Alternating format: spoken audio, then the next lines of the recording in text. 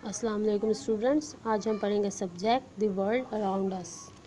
Book open करेंगे, page number 6।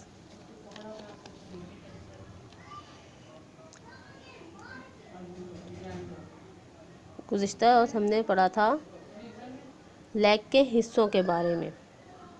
आइए revision कर लेते हैं। नी मीन अंगूठा।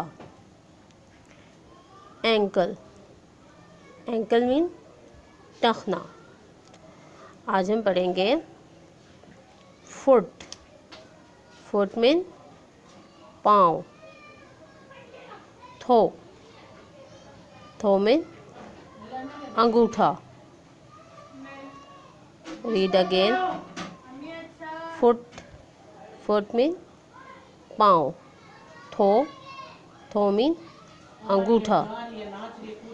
यही आपका आज का लेसन है, आपने ये लर्न करना है।